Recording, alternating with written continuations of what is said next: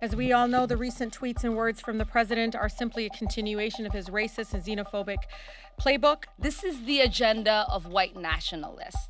4 Democratic Congresswomen of color standing together against offensive comments by U.S. President Donald Trump.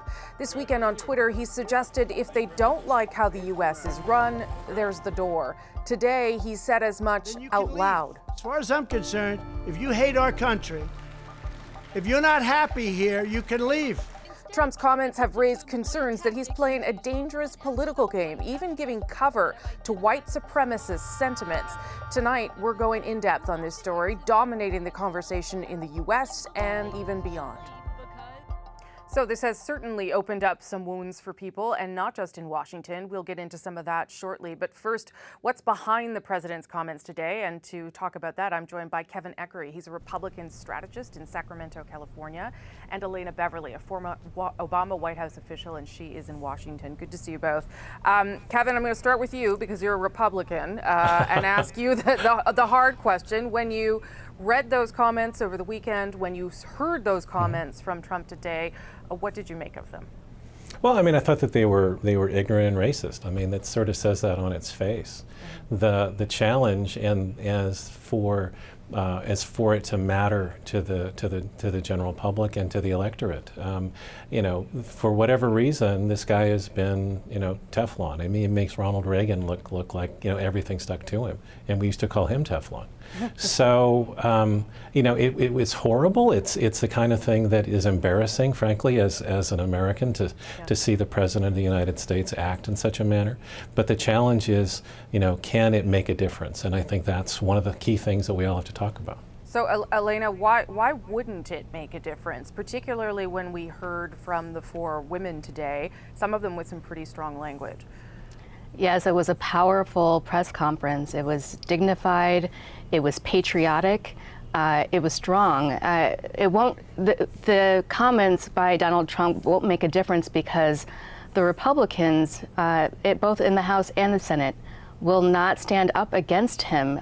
He has co-opted the Republican Party, and in their own self-interest, they continue to be silent primarily on his racism. He has a long history of racism. They stood by when he had calls for birtherism. They stood by when he called out very fine people in Charlottesville, and they're standing by now.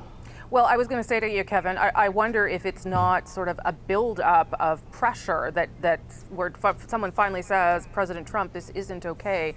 And again, now we are not seeing much from Republicans. If Republicans started to stand up and say something, wouldn't that mean something? Wouldn't it change something? I don't know. I mean, it's a great question. I mean, one of my concerns is that because President Trump has been appealing to, I'll call them low information voters, they seem to be resistant to information, resistant to a lot of the truth telling and the fact checking that all of us take for granted. And part of that is that the people who are supporting him aren't really interested in his words. They're really only interested in his tone. Elena, why do you think the president is targeting these 4 congresswomen in particular? I think he is race baiting. I think that he is targeting these 4 freshman congressmen who are very progressive and very outspoken, and he is trying to make them the face of the Democratic Party and exploit recent rifts between the very aggressive, more left-leaning and progressive parts of the Democratic Party and the party and caucus establishment.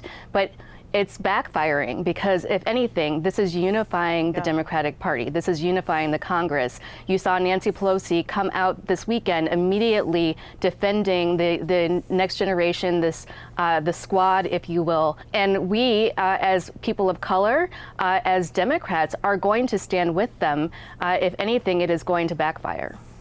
I'm not convinced it's going to backfire in that standpoint.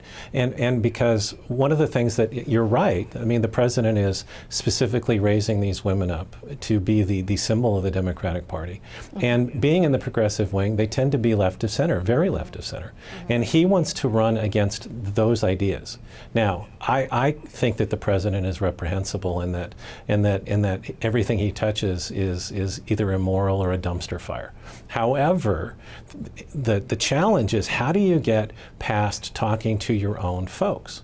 And the thing is that if he succeeds in labeling the Democratic Party as the Socialist Party, the party that's so far left that they don't care about, working people, then, that's a notch of success for him. Yeah, I mean, that might be part of the strategy, but Elena, I wonder if it is not also what AOC said in the press conference was, because he can't explain and defend his policies, he personally attacks people that are asking him to. That's absolutely right. I think that the majority of voters are going to look at the policies that we've experienced with regard to immigration and the caging of children at the border, and they're going to think about their own health care, and they're going to think about their own economic circumstances, and recognizing that the Trump tax cuts did nothing to make ends meet for their family. I think that the issues that the women of the squad are championing are going to resonate with Democratic voters and with independent voters.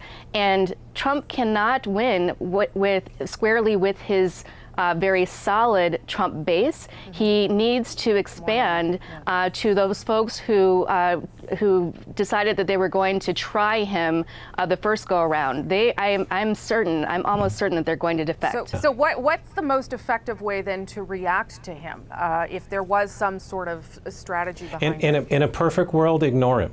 I mean, one of the things that I've done is I've trained candidates for office who were running in countries where they were transitioning from authoritarian to at least vaguely democratic. And the temptation in those situations is to build your opponent up to be 10 feet tall. But the need is to make them either irrelevant or to mock them, and to show that they're not 10 feet tall. They're not tall at all. They're vacuous and horrible people. That's the kind of thing that needs to be done here. As long as Donald Trump controls the conversation, it is going to be hurtful to the country, to the Democrats, and also essentially the Republican Party. Elena, can I just get you in 30 seconds to the same question, with the most effective way to react to the president in light of these kinds of comments? So I have to disagree with my colleague just a bit. I think that you have to stand up and speak out against racism when you see it. You have to stand up and speak out against xenophobia when you see it, and you have to carry out an agenda. And I think that's what the Democrats are going to be doing, and what they have been doing to date. Okay, I'm going to leave it there. Kevin, Elena, thank you. A little more complicated Thanks. than just a couple of tweets, so appreciate your perspectives. Thank you.